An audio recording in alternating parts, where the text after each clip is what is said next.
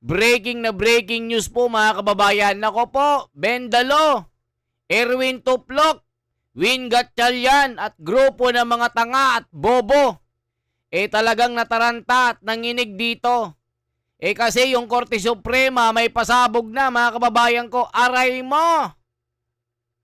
Korte Suprema may pasabog. Win Gatchalian Black, kolorum na. Bendalo, binasura ang petisyon. Ayan o. Korte Suprema binasura ang petisyon na gawing valid ang 12 senator. Quorum nung June 3. Nabigo itong si Tito Soto at Win Gatchalian mga kababayan. Na panigan po sila ng Korte Suprema. Na wala po ang legalidad ng kanilang quorum. Dahil ito ay Bendalo. Mga kababayan ko. Tapos ngayon mga kababayan, Senador Marcoleta may pasabog para bukas. Digmaan na ang mangyari.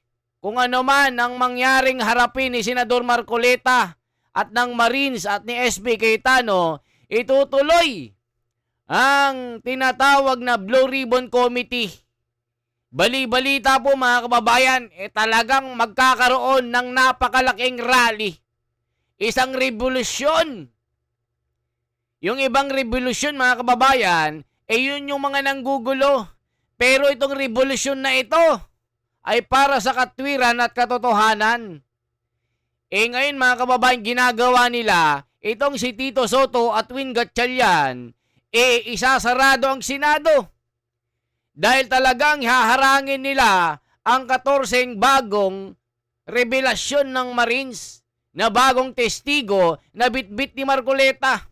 So ngayon mga kababayan, bago natin na ipakita at iparinig sa inyo itong pasabog ni Senador Marcoleta sa Korte Suprema, panoorin muna natin ito kay Atty. Topacio. Magugulat kayo mga kababayan ko. Ayan no, Senado pinapalockdown para hadlangan ng bagong testigong 14 na Marines. Ayon dito kay Atty. Topacio, eto po. Na bukas may bagong mga testigong 14 na darating sa Senado. Ngunit ang ginawa nila, kuno-kuno, chuchu-chuchu, meron daw threat sa Senado. Pinapalockdown ng NBI ang Senado para hindi lang makapasok. Alam niyo po kasi, the people who are now in power are fighting for their lives. Kasi alam nila ang mangyayari, baka lumabas itong flood control scandal kung sinong mastermind. Pero hindi po kami matitinag sapagkat we are not fighting for ourselves. We are fighting for the future of the Filipino people and our country. Mas malakas na motibasyon po yan kesa sa pansariling interes. Sa araw pong ito, kaya narito po ako ay out of respect again to the institution sapagkat ginagalang ko po ang National Bureau of Investigation bilang isang institusyon na napakaganda po ng reputasyon bilang premier law enforcement and investigative body ng ating bansa. Ayan mga kababayan, so yan ang balita. Yung Senado, talagang ipapalockdown nila at isasarado mga kababayan. Dahil mayroong clear danger daw. Meron daw matinding pwersa na manggugulo. Nako mga kababayan, naniniwala ba kayo? O ang matinding threat o clear danger yung nasa loob? Ano sa tingin nyo mga kababayan? Ito po ang balita. Pakinggan nyo po kay Senador Marcoleta. 14 Marines. Magsasalita na. Nako po, magugulat kayo. Ito po. Senador Marcoleta, ito na. Grab naman. Wag naman ganon. Wag shortcut. Wag shortcut. Wag mo i-abbreviate. Ipipilit mo yung 12. Sino maniniwala sa'yo kung di yun lamang gusto mandaya? Pero sa kasalukuyang nagaganap ngayon sa Senado, ano pa ho kaya ay nakikita natin na sinasabi na ang huling maaring hantungan nito yung Korte Suprema na, no? Yung grupo po ng Cayetano Wala po bang Hindi, hakbang na ang ganon? nagsuggest ng Korte Suprema, yung dating presidente ng Senado, yung kaibigan ni Jen. Sino po yan? Yung kaibigan mo taga Iloilo. Si Toto Franklin Franklin Drilon. To. Yes, Ano, di ba? kagit niya. Kasi manwa ko yan mo. Oh, di ba? Opo, kababayan ko yan. Opo. Baligtad eh. Nag-power grab kayo, alam mo namang illegal ang ginawa mo. Okay? Si Alan Cayetano, wala siyang dapat gawin eh. Kasi siya yung legal eh. Aha. Legal eh. Bakit si Alan Cayetano ang pupunta sa Korte Suprema? Kayong pupunta sa Korte Suprema, patunayan ninyo Na sila ang totoo. Na ang ginawa nyo ay totoo. Alan Cayetano doesn't have to do anything. Oho. Kasi nananatili siya doon sa paniwala at doon sa aming pinagsama-samang paninindigan, ikaw pa rin ang Senate President. Unang-una, hindi nga sila nakapag-elect ng Senate President eh. Kaya kanina, balik-balikan natin. Oho. Nagawa nyo nang i-elect yung tatlo eh. Pro tempore, secretary, tsaka sergeant at arms. Kung inaakala ninyo na yung ginawa nyong pag-elect sa Secretary, Sergeant at Arms, at saka President pro tempore ay talagang valid na valid, kagaya ng sinasabi ng inyong tagapanalig Aha. na napakaraming mga dekano ng lahat ng mga law schools. Opo. Ba't hindi nyo nagawang i-elect yung Senate President?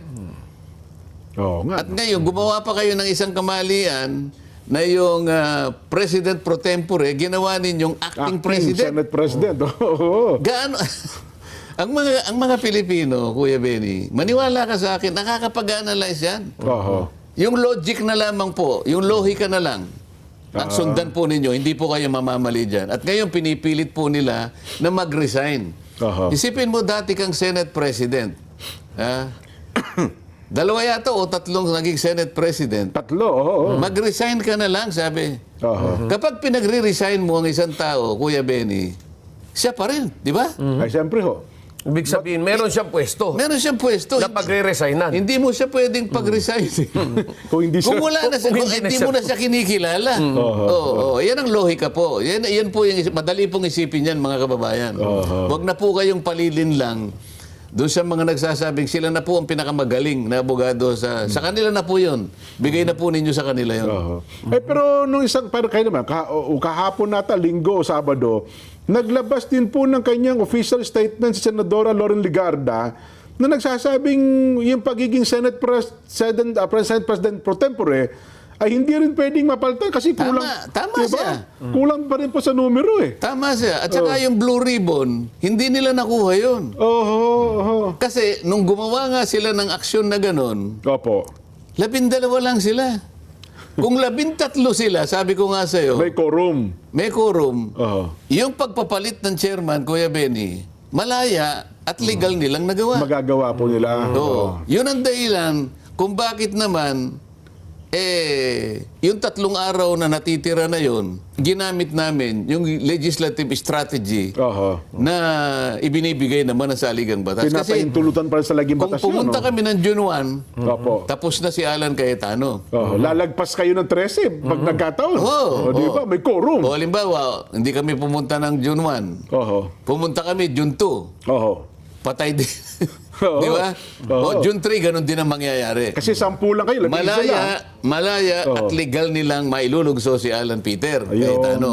Kapag ka Ngayon, nagkagutuhan, talo kayo. nagkaganon, yung in-announce namin June 4 na pagdinig ng Blue Ribbon Committee, Oho. hindi na matutupad kahit kailan. Ayun. Yun ang pinrotect namin, hindi yung sarili namin. Oho. Baka kala nila, yung sarili namin ang pinoproteksyonan namin. Hindi po.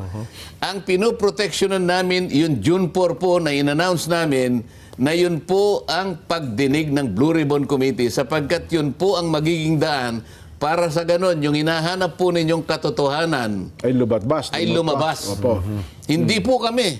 Alam namin makukuha nila kung gusto nila makuha. Pero kailangan po namin proteksyonan yung June 4. Kaya po hindi kami dumating ng June 1, June 2, June 3. Para lang mapangatawanan po namin na mabuksan po namin yung June 4 na pagdinig sa Blue Ribbon Committee. At nasa katuparan nga. Naisa katuparan naman, kahit na napakahirap ng dinaanan namin. Ang Alam mo, daming Kuya Benny, challenges. kung paano ang paghihirap Naku, na yan. Maging sa online, doon sa Pati- mismong opisina. Oo. Pati nga yung Blue Ribbon Committee mismo na siyang backup namin. Oho. Isipin mo naman din na ang Blue Ribbon Committee sa marami ng panahon na nagdaan. Opo. Sinasabi ko nga sa'yo, ito lamang ang committee na talagang meron siyang separate na logo. Opo. Ang loob, Senate of lalo the sa Senado, Philippines, oh. alam ninyo merong logo. Yes. Pero ito lamang ang committee. Kasi maraming committee sa sa Senate. Ayan mga kababayan ko, nakita nyo po ang pasabog na ito.